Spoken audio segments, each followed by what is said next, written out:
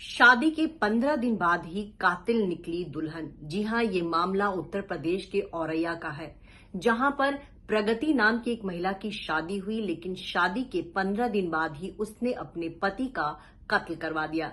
जी हां, उनके पति का नाम दिलीप था। दिलीप हाइड्रा चलाया करता था और प्रगति नाम की जो महिला है उसका पहले से अफेयर था।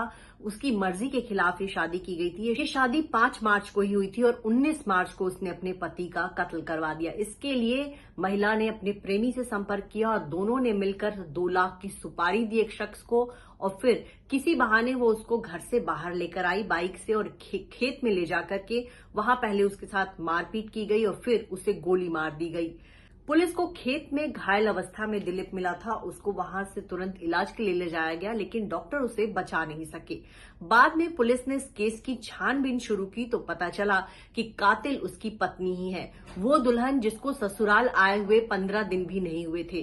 प्रगति इस शादी से काफी नाराज थी। शादी के बाद वो अपने प्रेमी अनुराग यादव से मिल नहीं पा रही थी, लिहाजा उसने अपने प्रेमी के साथ मिलकर ये प्लान बनाया कि वो अपने पति को रास्ते से हटा देगी और इसके लिए बकायदा 2 लाख की सुपारी भी दी गई।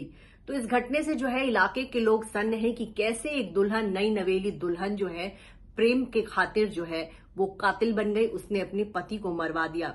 प्रगति और उसके प्रेमी को गिरफ्तार कर लिया गया है। साथ ही कत्ल करने वाले रामजी नागर को भी गिरफ्तार कर लिया गया है। इस मामले की गुत्थी पुलिस ने कुछ दिनों में ही सुलझा ली थी।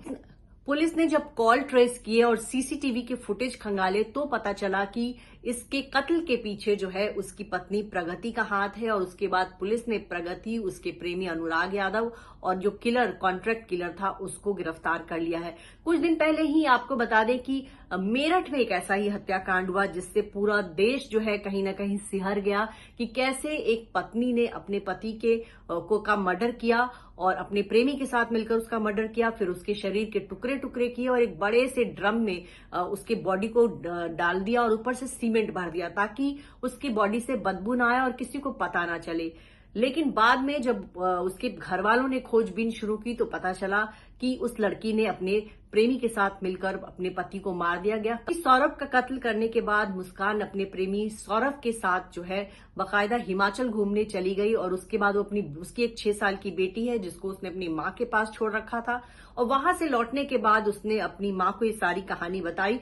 उसके बाद उसकी मां ने ये मामला पुलिस में भेज दिया और फिर उसको गिरफ्तार कर लिया गया। फिलहाल साहिल और मुस्कान ने जो कांड किया है उसकी चर्चा देश भर में हो रही है और अभी भी खबरों में लगातार जो है दोनों बने हुए हैं। इनके बारे में तरह तरह की नई कहानियां सामने आ रही है और इनके किस्से अभी खत्म ही नहीं हुए थे कि एक नई नवेली दुल्हन जो है वो कातिल बन गई। शादी के 15 दिन बाद उसने खुद ही अपना सुहाग उजाड़ लिया। उसने अपने प्रेमी के साथ मिलकर के अपने पति का कत्ल करवा दिया।